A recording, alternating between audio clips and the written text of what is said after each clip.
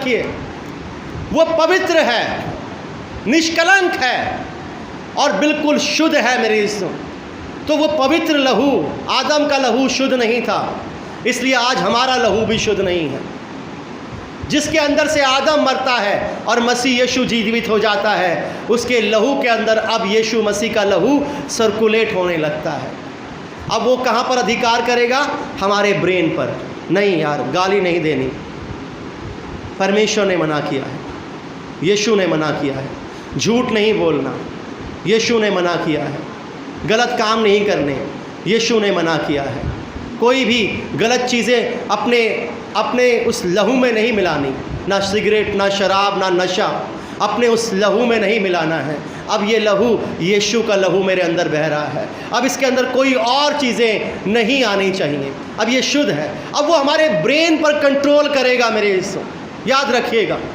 और फिर हम वैसे हो जाएंगे जैसा हमारा यीशु है। हालेलुया। वो हमें बदल कर रख देगा। बाइबल के अंदर वापस चलते हैं मेरे यीशु, जकरिया के अंदर क्या कहता है? जकरिया वो कहता है, हे आशा धरे हुए बंदियों, गढ़ों की ओर फिरो, नहीं फिर पा रहे हैं। हमारा मन आज भी कलेशों की तरफ, बीमारियों की तरफ, आर्थिक तंगी की तरफ, अपने घर की परिस्थिति की तरफ, इन तमाम चीज़ों में लगा हुआ है। हम परमेश्वर की ओर नहीं फिर पा रहे हैं।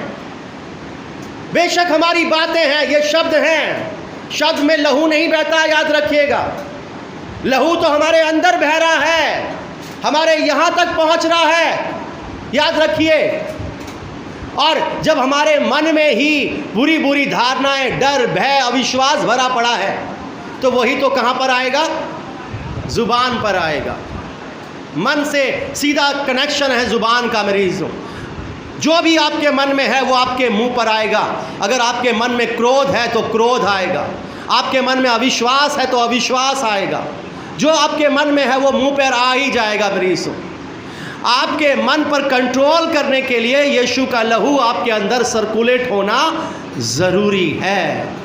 और वो कहता है यहाँ पर, गढ़ की ओर फिरो, मैं आज ही बताता हूँ कि तुमको बदले में दुना दूंगा।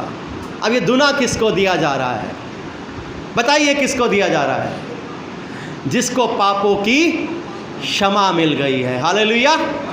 जिसको पापों की क्षमा मिल गई है उसे दुना दिया जाएगा। याद रखिए, उसके पास इतना हो जाएगा कि वो भर भर कर देंगे, दबा दबा के, और भरता चला जाएगा उसका जीवन। लेकिन ज़रूरी है पापों की क्षमा। ये कनेक्टिविटी है। मैंने जब परमेश्वर को अपना जीवन दिया तो मैंने सबसे पहले परमेश्वर के सम्मुख घुटने टेक कर उस लिंक को, उस कनेक्शन को काटा जो मेरे पुरखाओं और मेरे बाप दादाओं से मेरे जीवन में चल रहा था। वो सिर्फ मेरे जीवन में नहीं काम कर रहा था, वो मेरे चरित्र, चाल चलन, स्वभाव और बातों में काम कर रहा था। और वही तमाम चीज़ें मेरे अंदर बनी थी, इसलिए मैं आशीषों से दूर था। लेकिन जैसे ही मैंने परमेश्वर को कहा, परमेश्वर उस कनेक्शन को तोड़ दे और यीशु मसीह का लहू मेरे अंदर बहने लगे। मुझे क्षमा कर, मेरे पुरखाओं के पापों को क्षमा कर, मेरे बाप दादों के अपराधों को क्षमा कर। मैंने नहीं किया था, लेकिन उन्होंने किया और वो मुझ पर आ पड़ा। परमेश्वर ने कहा, अब से तेरे अंदर यीशु का लहू बहेगा। हालेलुया। अब मेरे विचारों में यीशु रहता है, मेरी बातों में यीशु रहता है, मेरे कामों में यीशु रहता है। और जब वो रहेगा तो याद रखिए, आपके मांगने से पहले ही आपकी ज़रूरतों को पूरा कर दिया जाएगा। हालेलुया। वो दूना देगा, ये उसका वादा है। वो आपको गड्ढे से बाहर निकाल देगा जब आप उसकी ओर फिर जाओगे। याद रखिए, आपको अपने मन को उसकी ओर फिराना है, अपने मन की ओर उसको लेकर चलना है। मैं आपको बता दूं, आपको वो ऐसे सुखदायक जल के झरनों के पास लेकर चलेगा। आपके शिकन नहीं होगी, बिल्कुल भी परवाह नहीं होगी।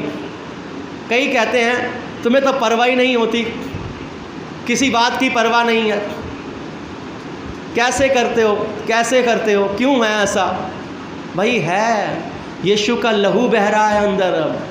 अब आदम का नहीं है इसके अंदर, अब यीशु का है। यीशु को विश्वास था और वो कहता था कि पिता मैं तेरा धन्यवाद करता हूँ, तू मेरी सुनता है। और उसके बाद कहता है लाजर बाहर निकला, हालेलुया, और लाजर बाहर आ जाता है। वही लहू जब हमारे अंदर बहेगा तो फिर हमें विश्वास होगा कि चाहे आज कुछ भी है, आज ही बेहतर कर देगा परमेश्वर, हालेलुया, कल पर नहीं।